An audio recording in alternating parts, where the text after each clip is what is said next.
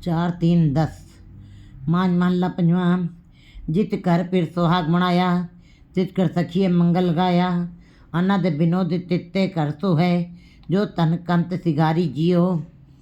कहते हैं गुरु जी वाणी में बता रहे हैं कि ये जो अवस्था है, जो आनंद की अवस्था है, मंगल की अवस्था है, वो पशुओं के अंदर नहीं बन सकती। पशु शरीर बड़ा लेके जरूर आए हैं, लेकिन उनके अंदर मन नहीं है।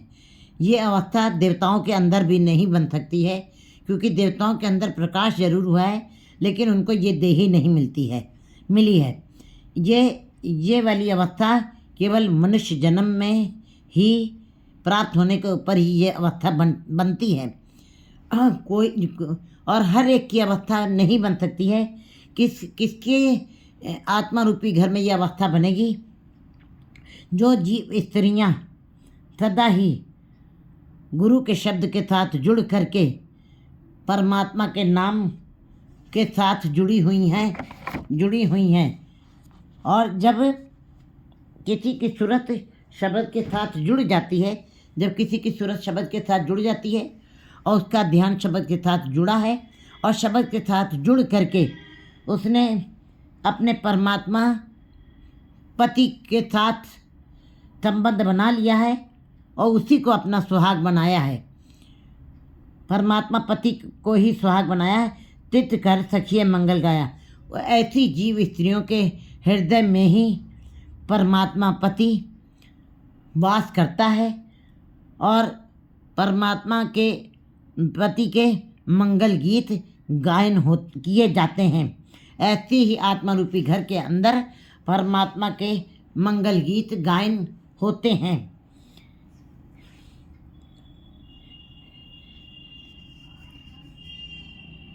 अनद विनोद तित्ते करसो है, जो तनकंत सिगारी जियो। परमात्मा ने वैसे तो सारे जीवों को ही सजा के भेजा है, क्योंकि अगर हम शरीर की रचना की तरफ देखते हैं, अपने नाक, मुंह, आँख और हाथ पैर कितना सिस्टमेटिक ढंग से उस परमात्मा ने बड़े ही जीव को बड़े ही अच्छे ढंग से सजा के भेजा, हर जीव को सजा के भेजा है। और मनुष्य देही इतनी सुंदर बनाई है, उत्तम बनाई, सिरमौर बनाई है, जिसके अंदर पर गुरु के शब्द के साथ जुड़ करके परमात्मा पति का सुहाग भी स्थायी रूप से प्रकट किया जा सकता है। लेकिन गुरु जी बता रहे हैं कि अनद विनोद तित्ते करसो है, जो तनकंत सिगारी जियो। सारे जीवों को परमात्मा ने संवार के भेजा, जीव स्त्रियों को संवार के भेजा है, क्योंकि गुरु ग्रंथ साहब की वाणी जीव स्त्री रूप में रची गई है और परमात्मा ही सबका पति है, वही कंत है।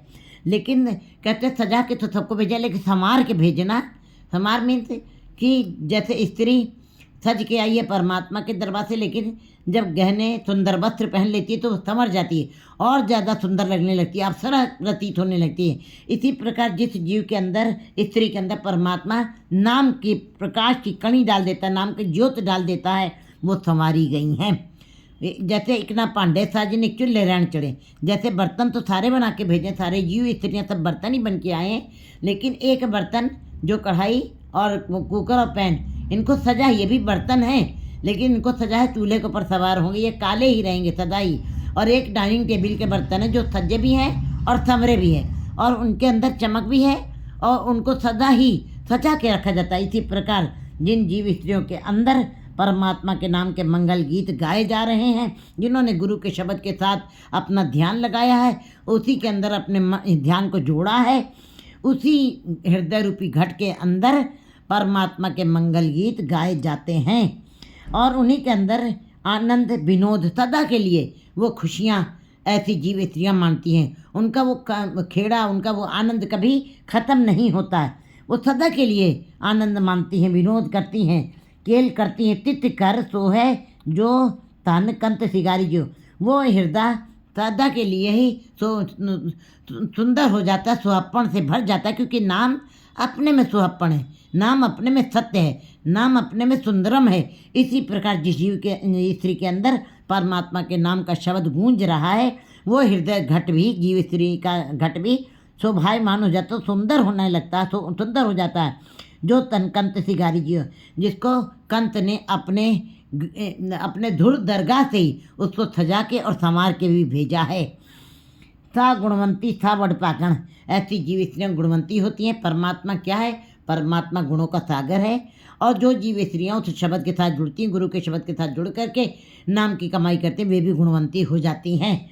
वो भी गुणवंती हो जाती है। सा वडपाकण, वे ही बड़े भाग्य वाली हैं। बड़े भाग्य का मतलब है कि बहुत बड़ा हिस्सा, सौभाग्य वाली, जिनको परमात्मा के घर से ही नाम का बहुत बड़ा हिस्सा प्राप्त हुआ है, वही भाग्य वाली हैं, वडभागण हैं, पुत्रवंती हैं और शीलवंत हैं। उनके अंदर बहुत सारे शील वाले गुण हैं जो जीव के अंदर होने बड़े जरूरी हैं।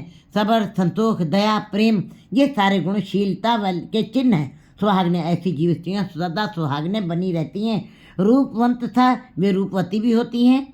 बाहर से सूरत की बात नहीं कर रहे हैं गुरुजी, अंदर से सीरत की बात कर रहे हैं।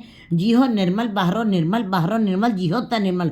कैसे हो गई? सतगुर ते करनी कमाणी, कूड़ की सोए पहुँचे नहीं। वे झूठ के निकट नहीं जाती हैं, क्योंकि उनको महसूस हो जाता है गुरु के शब्द के साथ जुड़ करके।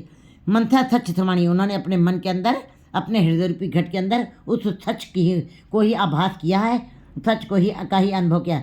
ऐसी जीव स्त्रियाँ रूपवती हैं, सुगण हैं, विचक्षण हैं और विद्वान हैं, विवेक बुद्धि वाली हैं, जो तनकंत प्यारी जियो, जो अपने परमात्मा पति की प्यारी बन गई हैं, जिनको परमात्मा पति प्यार करता है।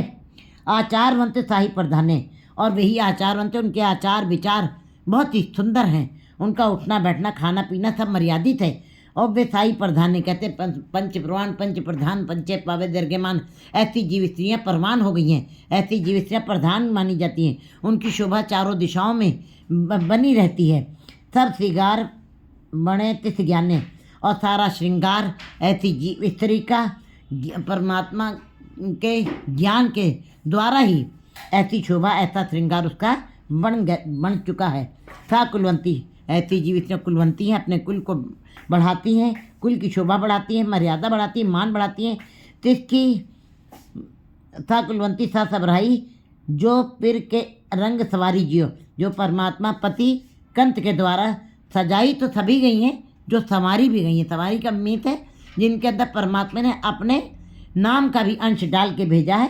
ऐसी जीव स्त्रियाँ बहुत ही विरली हैं, जो परमात्मा के रंग में संवारी गई। ओ तो पे नामे के रंग, पर ये मत पापा के संग, ओ तो पे नामे के रंग। कहते नाम तो सब जप रहे हैं, लेकिन नाम का रंग चढ़ जाना एक अलग अवस्था है। जिनके ऊपर नाम का रंग चढ़े वही सवारी गई हुई जीव स्त्रियाँ कहलाती हैं। महिमा तिसकी कहना जी, ऐसी जीव स्त्रियों की महिमा का कथन नहीं किया जा सकता है। ऐसी जीव स्त्रियों की तिथे सीतो सीता महिमा माहे, ताके रूप न कथने जाए, ना ओ मरे न ठागे जाए, जिनके राम बसे मन माए। क्योंकि उनके अंदर राम बस गया है, उन्होंने गुरु शब्द को ग्रहण कर लिया है, इसीलिए उनकी भी महिमा का कथन नहीं किया जा सकता है। जो फिर मेल लई अंग लाए, जिनको परमात्मा पति ने अपने अंग के साथ लगा लिया है, अपने अंग के साथ समेट लिया है और अपने में मिला लिया है। फिर सुहाग वर अगम अगोचर, जन नानक प्रेम सधारी जियो। ऐसी जीव स्त्रियों का सुहाग सदा के लिए वो सुहागिनें होती हैं। वो कभी भी दुहागिन नहीं बन सकती हैं।